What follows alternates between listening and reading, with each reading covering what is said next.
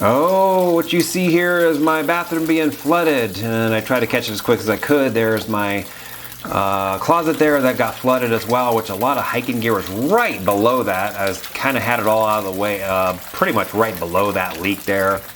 And if we just pause the video right here, what you see here is you see it leaking out of the ceiling. It's not actually coming out of the fire sprinkler at all. So that's not what you see there. It's actually leaking from upstairs into the ceiling and then coming out the least path of resistance, which happens to be this little fire area, fire valve here. And just to contrary to what you actually see in movies, because I used to work on fire systems, this is a sprinkler here. And these do not go off with smoke, right? You could fill that whole room up with smoke and that thing's not gonna go off. It's not gonna pop. I think there's mercury in there. And if it gets to a certain temperature, it'll pop.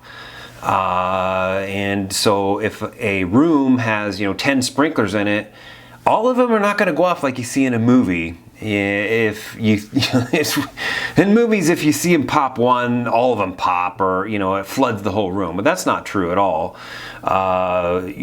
Each sprinkler has to get to a certain temperature, and then that sprinkler will pop. And normally it's just one or two sprinklers, and that's it. But so what you see here is it just leaking out of the ceiling. So continuing on the video here, I tried to put as many towels down as I could, but I just ran out of towels. And it even got worse than this. This is like the first 5 minutes. This went on for 20-25 minutes, and I kept dumping the water in the toilet. Yeah, that's not pee in the toilet. That's freaking water from the ceiling, from upstairs, that I kept dumping in there. And what you also don't see, because I had to just put down the video, put down their camera, is all the towels that I had were pretty much drenched. I threw them all in the washer.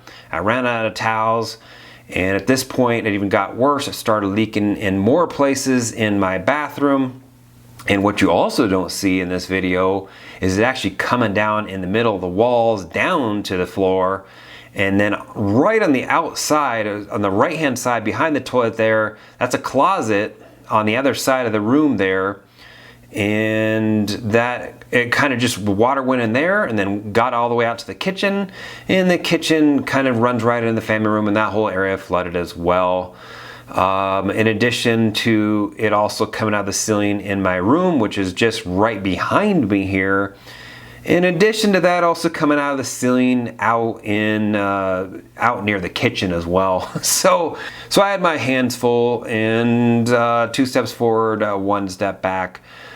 They came out at like 9 o'clock and started trying to do remediation and put 2 dehumidifiers in, and also pulled the carpet out of the closet along with the padding. That's about 2-3 weeks ago now at this point. Everything's fine now, except for they never came back to fix anything, and I don't really care at this point because I'm going to leave it out of here in about 2 months anyway. So that's what I've been doing in the last few weeks here. In this video, I want to talk about the why. Why do I want to do the Appalachian Trail? So I found the Appalachian Trail in roughly 2014 or so. And when I was working upstate New York, roughly around Rome, New York, somewhere around there, so upstate New York, right? And I found the Appalachian Trail when I was just kind of, I don't know, researching something or whatever, trails to actually hike in the area. Well, the Appalachian Trail doesn't run anywhere near there, but I somehow came across the Appalachian Trail. I'm like, that'd be kind of interesting. Maybe I should try something like that, That's kind of a challenge, right? So ever since that day, I've been starting to gather gear, and the gear's changed a lot over the years, but I did a complete gear list as well. You can take a look at the video up here on the complete playlist and all that. So look, the trail's coming up. Let me see, we're in March, mid-March. So we're roughly about 2 months away from doing the trail. I'm roughly about 27 days from quitting my job, and it cannot come quick enough. I have so much, I don't know what it is. It's like this deep stress down in my chest and down the pit of my stomach, And I know some people that are watching this video just say breathe, just breathe, Breathing works temporarily. It works for a little while, and then it goes away, and then it just comes right back.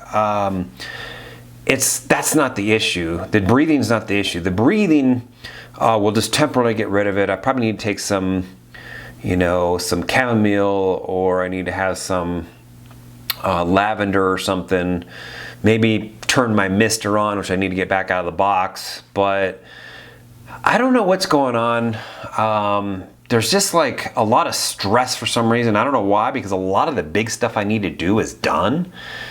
I just have to pack up the rest of the stuff and get rid of a bunch of stuff, throw it away at the least, try to give it away, throw it away. I don't really care.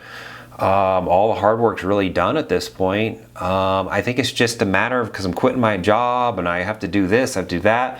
The AT's not going to be easy, as much as, you know, everybody thinks it's, you know, roses and whatnot. It's not going to be easy, and especially me going southbound.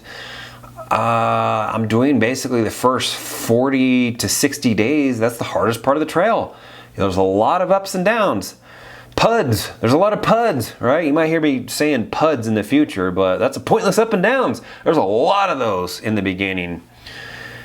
What have I been doing to prepare?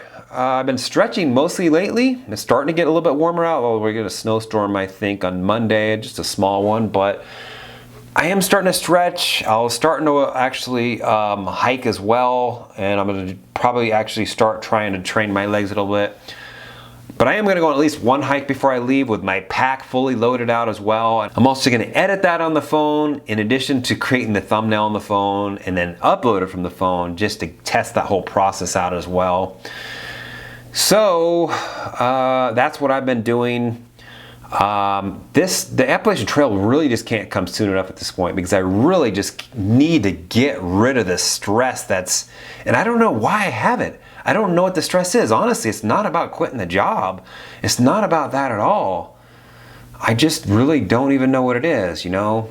You know, I've heard of other people's whys. I've watched Hiking with Whiskers. If you check him out, look at his why. My why is nothing compared to that guy's why.